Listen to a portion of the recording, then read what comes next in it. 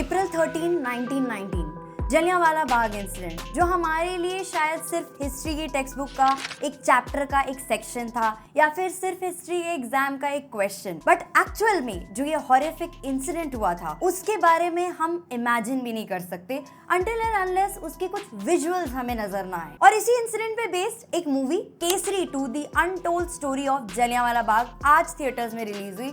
और मैंने जब ये मूवी देखी, टीजर से मुझे जिस तरह की मूवी की वाइब आ रही थी, ये मूवी उससे काफी अलग निकली। क्योंकि पिक्चर के टीजर ट्रेलर से हम इसे एक कोर्ट रूम ड्रामा मूवी समझ रहे थे, बट एक्चुअल में ये मूवी उससे भी कहीं ज्यादा काम करती है। वो किन एस्पेक्ट्स में, उसके बारे में बात कर लेते हैं। तो जिनको बिल्कुल भी कॉन्टेक्स्ट नहीं है या थोड़ा बहुत आइडिया है कि जलियांवाला बाग इंसिडेंट क्या था, उनको थोड़ा सा और कॉन्टेक्स्ट दे देते हैं। अप्रैल 13, 1919 यानी कि बैसाखी के दिन लोगों की एक गैदरिंग जमा हुई थी जलियांवाला बाग में इन दी प्रोटेस्ट ऑफ रॉलेट एक्ट, जो उस टाइम पे ब्रिटिश गवर्नमेंट ने लगाया था, जिसकी वजह से वो किसी भी इंसान को बिना किसी रीजन के अरेस्ट कर सकते थे। और जब वहां पर ये पीसफुल प्रोटेस्ट चल रहा था, तब general Dyer along with British troops वहां पर पहुंचे थे और उन्होंने तब तक गोलियां चलाई थी जब तक कि उनके पास गोलियां खत्म नहीं हो गई, वो भी उन लोगों पे जो बिल्कुल ही इनोसेंट थे, अनआर्म्ड थे एंड जिनको एक भी वार्निंग नहीं दी गई थी। और वो लोग वहां से किसी भी तरीके से बच के ना निकल पाए, वो इंश्योर करने के लिए जनरल डायर ने जो जलियांवाला बाग का एक एग्जिट था उसको भी बंद करा दिया था, लॉक करा दिया था। और ये जो ब्रूटल मसाकर वहां पर हुआ था, उसमें उन लोगों को ना सिर्फ ब्रूटली मर्डर किया गया, बट जनरल डायर और क्राउन को उस टाइम पे प्रोटेक्ट करने के लिए उन लोगों को फॉल्सली टेररिस्ट तक प्रूव किया गया था। तो आप और हम हिस्ट्री टेक्स्ट बुक में सिर्फ जलियांवाला बाग इंसिडेंट के बारे में पढ़ के इमेजिन भी नहीं कर सकते कि किस लेवल की इनह्यूमैनिटी उन लोगों के साथ की गई होगी। इसीलिए कितना सेंसिटिव और डार्क चैप्टर है हमारी इंडियन हिस्ट्री का, जिसके बारे में हमें पता भी होना चाहिए। और अगर आपने विकी कौशल की सरदार उधम सिंह देख रखी है, तो उससे आपको आइडिया होगा कि जलियांवाला बाग के क्या विजुअल्स रहे होंगे, और वो सीन देख के डेफिनेटली आपका खून भी खौलेगा और आपको रोना भी आएगा। इस लेवल की इंटेंसिटी के साथ मूवी स्टार्ट होती है और फर्स्ट हाफ में आपको दिखाया जाता है कि कैसे जलियांवाला बाग का इंसिडेंट हुआ, एंड साथ साथ ही इंट्रोड्यूस करती है टू द कैरेक्टर ऑफ सी शंकरन नायर, जो उस टाइम पे वाइसरॉय काउंसिल के एक इंपॉर्टेंट मेंबर थे एंड जिनके अचीवमेंट्स को देखते हुए उनको नाइटहुड भी मिला था। और फिर कैसे ब्रिटिशर्स के लिए काम करने वाले सी शंकरन नायर को एक रियलाइजेशन हुआ, और फिर कैसे उन्होंने जनरल डायर और क्राउन के अगेंस्ट एक लीगल बैटल को लड़ा। और स्पेसिफिकली इंटरवल से पहले एक सीन है जहाँ पे अक्षय कुमार का जो कैरेक्टर है वो जलियांवाला बाग को विजिट करता है और वहीं पे तेरी मिट्टी प्ले होता है। वो सीन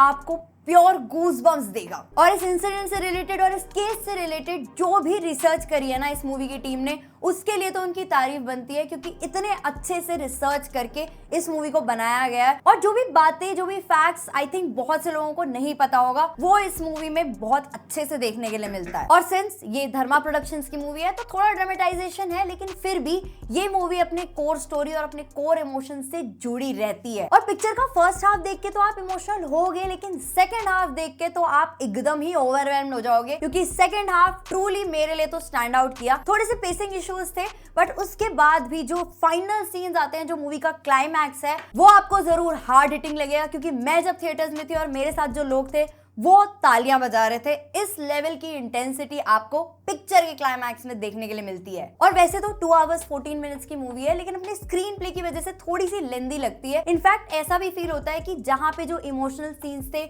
और जिन पे थोड़ा और फोकस हो सकता था, जिससे जो इमोशन था वो ऑडियंस को और ज्यादा अच्छे से हिट करता, तो वहां पे मूवी थोड़ी सी रश फील होती है। इनफैक्ट ऐसे भी सीन्स थे जो पिक्चर के अंदर ना होते तो भी चलता, जैसे अचानक से पिक्चर के बीच में मसाबा गुप्ता का एक बार डांस आ जाता है, जिसकी वजह से पिक्चर की टोन तो डिसरप्ट होती है, प्लस उसकी कोई रेलेवेंस ही नहीं थी। और पिक्चर की सीरियसनेस आपको इसके टॉपिक और परफॉर्मेंस की वजह से फील तो होती है, बट कुछ एलिमेंट्स बीच बीच में आगे ना उसी सीरियसनेस को किल भी कर देते हैं। But as I said, performances, Akshay Kumar आपको बैक विद अ बैंग देखने के लिए मिलते हैं। भाई वो वही चीज कर रहे हैं जिसमें वो बेस्ट है, और समहाउ जिस चीज को वो एस कर चुके हैं, जब वो उसमें डिलीवर करते हैं तो वो अपना बेस्ट ही डिलीवर करते हैं। हाँ, काफी लोगों को इंक्लूडिंग मी उनसे ये शिकायत भी है कि बहुत जल्दी जल्दी मूवीज आती हैं, कुछ डिफरेंट उनको करना चाहिए। और अब सिंस उनको इतना एक्सपीरियंस है, वो बॉलीवुड के ए लिस्टर हैं, तो उनको अपने रोल्स के साथ एक्सपेरिमेंट्स भी करने चाहिए। तो वो सारे फैक्टर्स अगर आप साइड हटा के इस मूवी में सिर्फ उनकी परफॉर्मेंस देखते हो, तो आपको अक्षय कुमार दी परफॉर्मर ही नजर आएगा। जितने भी उनके कोर्ट रूम वाले सीन्स हैं, जो भी इमोशनल सीन्स हैं, और स्पेसिफिकली जो क्लाइमैक्स का सीन है जहां पे वो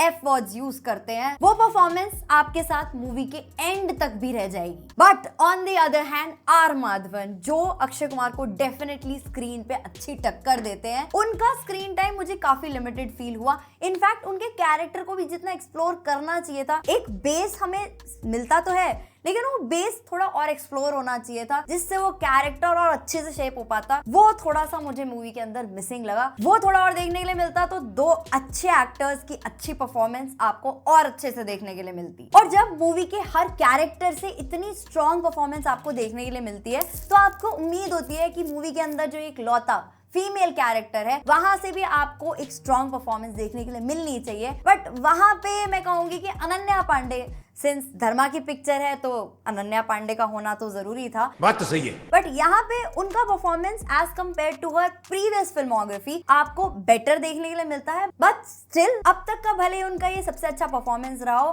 पर जो लेवल ऑलरेडी हमें एक तरफ से देखने के लिए मिल रहा है वो यहाँ पे मैच नहीं हो पाता। बट यहाँ पर वो एक मीडियोकर से थोड़ा सा ऊपर का परफॉर्मेंस दे देती है। तो केसरी 2 डेफिनेटली उनकी फिल्मोग्राफी की अब तक की बेस्ट मूवी तो है। और जो इस मूवी में जनरल डायर बनाया ना, उसकी परफॉर्मेंस तो इतनी अच्छी है कि तुम्हें लिटरली हेट्रेड फील होगी उसकी तरफ। मतलब अगर वो स्क्रीन से निकल के बाहर आ जाए, उसको चप्पल जरूर मारोगे। इस लेवल का परफॉर्मेंस दिया है साइमन पेस्ली डे ने। बस एक चीज मुझे डेफिनेटली फील हुई कि सिंस मूवी के काफी सारे डायलॉग्स इंग्लिश में थे, that too with British accent, तो पिक्चर में सबटाइटल्स ही नहीं थे जो होने चाहिए थे। इसके अलावा जिस वजह से ये मूवी ए रेटेड है, मुझे वैसा कुछ भी फील नहीं हुआ। इससे ज्यादा वायलेंस और भी मूवीज में हमने देखा है, बट उन मूवीज को ए सर्टिफिकेशन नहीं मिला था। इसको मिला है just for the F words जो इस मूवी में खुल के यूज हुए हैं, बट आई थिंक वो जरूरी थे। एंड डेफिनेटली अगर आप मूवी देखोगे तो आप भी वही चीज फील करोगे। तो ओवरऑल जो इस मूवी का टॉपिक है, जो उसके पीछे इमोशन है एंड जो उसके पीछे एफर्ट है, आई थिंक उसके लिए ये मूवी डेफिनेटली डिजर्व करती है a must watch in theatres. क्योंकि ये मूवी सिर्फ एक मूवी नहीं है, एक